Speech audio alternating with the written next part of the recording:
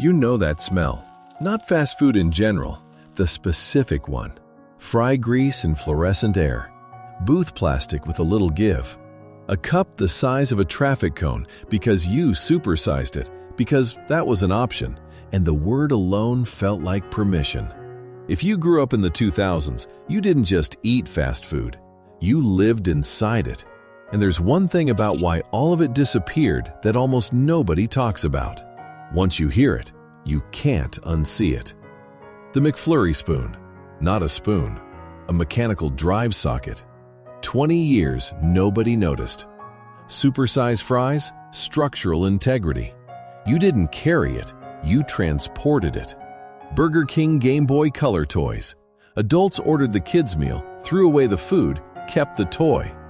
Burger King had to cap purchases on a children's meal. Heinz Blastin' green ketchup. Same formula, one pigment swap, 25 million bottles in 7 months. Not food science, color theory. Carl's Jr. $6 burger, named after what a sit-down restaurant charged. Sold as a win for you. McDonald's Monopoly. Everyone played. Almost nobody won anything real. Nobody stopped. Kids today have DoorDash in 30 minutes. What they don't have is anywhere to go. That gap is what this is about. A 2003 McDonald's had a specific kind of loud. Not concert loud, crowd loud. Kids arguing over Happy Meal toys, the ice machine cycling, a tray across a counter. You could walk in with $2 and feel like you were somewhere. You didn't just eat there. You stayed, long past the last fry. No reason, no agenda. The food was almost beside the point.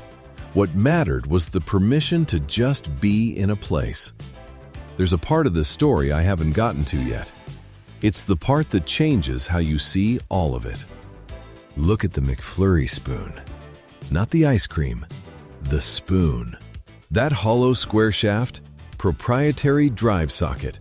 The machine locks onto it, spins it inside the cup, blends the toppings in place.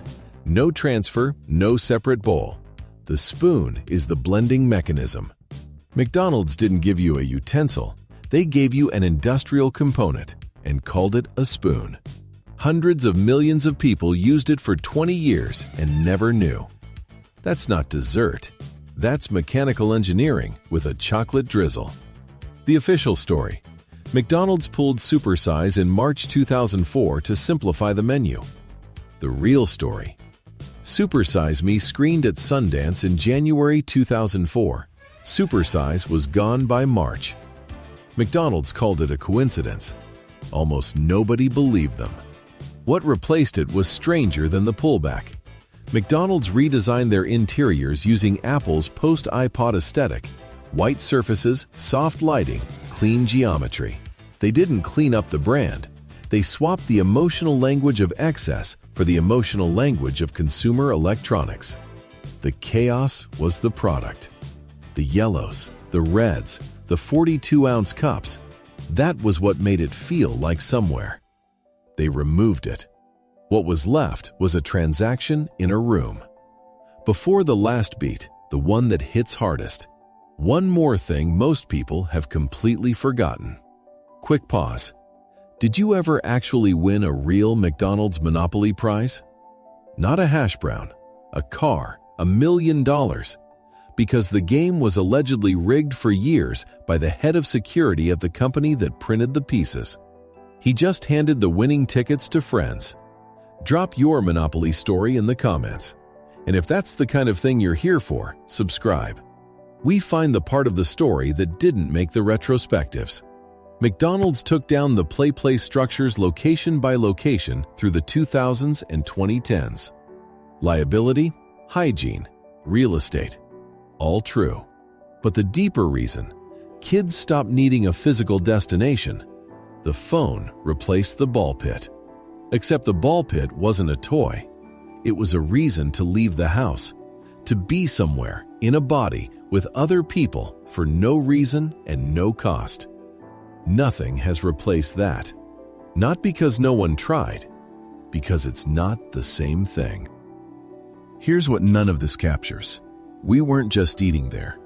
We were learning how to be somewhere with people, how to stay without a reason, how to exist without an agenda. We didn't know that's what we were doing. We just knew it felt like something.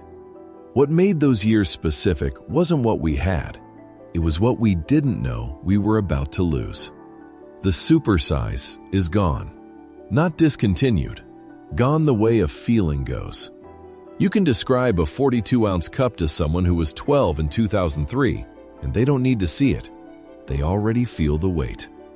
There are people in their 30s who could still describe that booth from memory. That's not nostalgia. That's evidence something real happened there. And yet, the McFlurry spoon still has the socket, still a drive component, still handed to you with ice cream. Some things survive everything. What felt like freedom was always a product. The supersize engineered to upsell. The Game Boy toy engineered to sell kids' meals to adults. The green ketchup engineered to shift more units. The chaos was curated. The fun had a margin. Every decision, pulling supersize, tearing out the climbing tubes, the apple white interiors, was a calculated subtraction.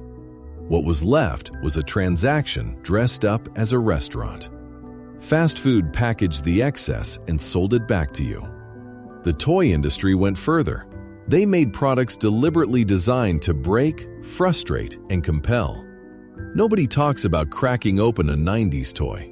The smell of it, the chemical-laced, sharp-edged, zero-safety regulation reality of a creepy crawler or moon shoes out of the box. The toy pulled from shelves mid-season. What Stretch Armstrong taught us about curiosity. That's the next video. It's stranger than you'd expect.